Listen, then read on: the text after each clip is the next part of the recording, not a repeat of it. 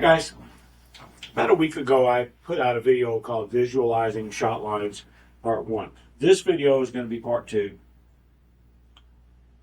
But I kind of want to rehash Part 1 just a little bit for people that didn't see it already.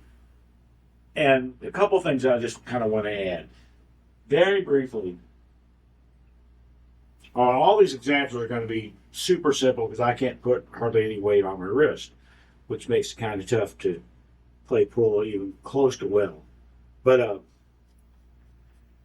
when my imagination is working well for me, if I'm going to shoot this 8 in the corner, like I said, simple examples, I'm not just finding a point up here that I want to aim the cue ball at. Sometimes I can visualize a line between the cue ball and that point. In my case, it would be a ghost ball point about right here. Visualize that line.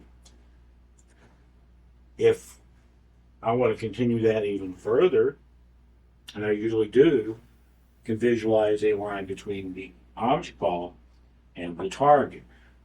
So now I've got both these lines kind of in my head, and I can kind of start to, okay, does it match up? This is the most important one, from the 8 to the pocket. If my cue ball line doesn't look like it's going to send that 8 along its line properly, then my cue ball line is wrong, and I need to readjust that. And it's easier for me to see if I'm wrong by visualizing these lines instead of a point here and a point here. It's just easier for me to do that. If I want to take it even further, then I start thinking about what path is the cue ball going to take after it hits the 8. If I've got something I want to break up, or I just want to get shape on something, try to visualize that line as well. And a lot of times that's not a line. That's more of an arc or a parabola or whatever it is. If I want to shoot this center ball, then the cue ball is just going to take a line 90 degrees from that point of contact. I've talked about tangents before, and I think you guys probably all knew all that already. If I'm going to shoot center ball, it's just that. But I can envision that line. And if I had a shot where I wanted to break something up, let's say I want to break up these two balls. I want to make the 8 and break up these two balls. Now I'm going to be putting a little bit of draw on the shot. I can kind of already tell that. The tangent line is just going to take me straight across here. That's not going to hit those. I'll put a little bit of bottom on it. Now the cue ball is going to come, out, and then it's going to start to curve back. Try to visualize that. What's it look like? To me, this looks like there's no way in hell that I can get enough speed and make the 8 and come back to here. If everything was out a little bit more, then yeah, I think I could probably do it, but maybe not every time, because I have to hit it hard enough the cue ball might not bite enough to come back and hit these. Picturing all this kind of thing it can tell me, does the shot look right? Does it look like a doable shot for me? I don't think I can hit those balls and make the 8. If I want to hit the balls and don't care about the 8, I can do that. But if I want to make the 8 and hit those balls, I don't think I can do it in this case.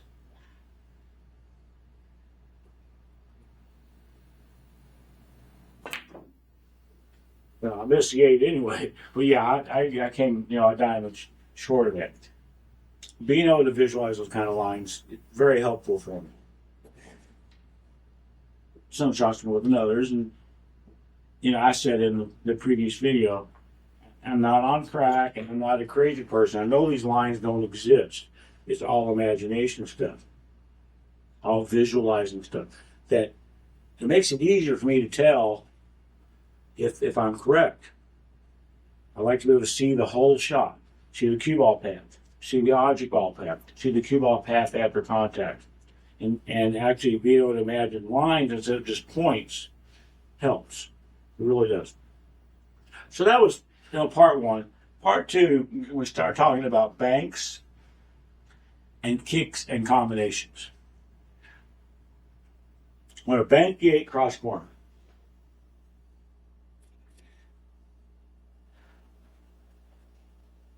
I find my point that I want the 8 to go off of. However, I find that, in my case, like experience and the fact that this is a pretty easy shot, should be, on a normal day, this would be a pretty easy shot. So that I can make a line between the 8 and where I want the 8 to be, where I want the 8 to hit this rail. I can make a line between the cue ball and up here, the ghost ball spot that's going to send the 8 along that line. The other part of this shot is what's the 8 going to do? After the 8 hits the cushion, it's going to come back, hopefully, kind of along this line. I've never been able to see it. Never been able to see the line the object ball is going to take. I wish I could, but I can't. I can see the line that the 8 is going to take to the cushion, that I want it to take to the cushion. I can see the line that I want the cue ball to take to put the 8 into the cushion in the right place. I'm just going to claim, well, pain on everything. Again, I could see 2/3 of the shot. Cue ball to object ball to rail. I don't get to see the other part of it. Maybe at some point I will be able to, but it hasn't happened for me. One of the things that has always been really weird for me, and this only happens sometimes, and I'm sure this is just because of experience, that I've shot this cross corner a lot in my life. Sometimes it's almost like I can see the line first. I can see the line that I want the 8 to take. I don't pick a point. I see a line, okay, that line goes to that point. I don't really care because I can already see a line. I don't need the point if I can already see the line. I can already see it, and then I can construct a line from the cue ball to that 8. I'm using these lines to make sure everything is right, to help make sure everything's right, and it goes in.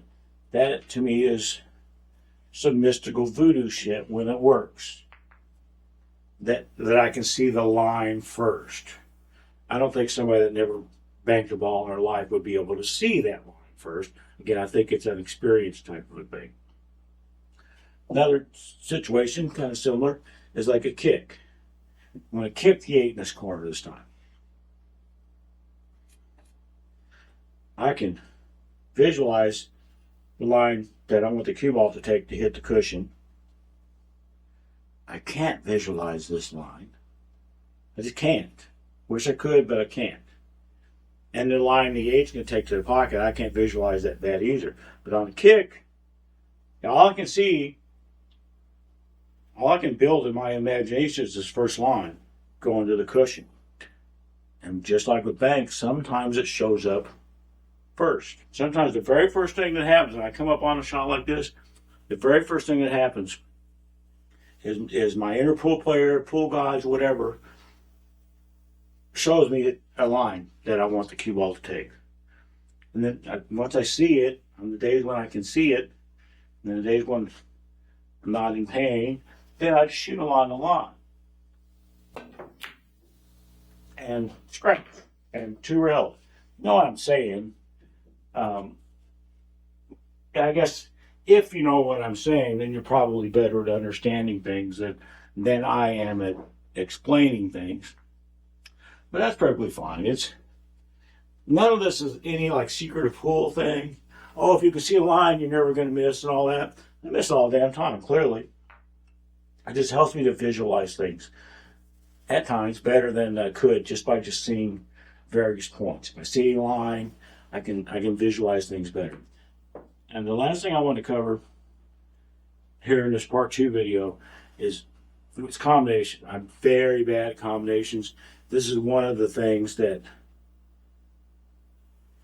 I used to be pretty darn good at combinations. Used to be. half a lifetime ago. Now I'm not anymore.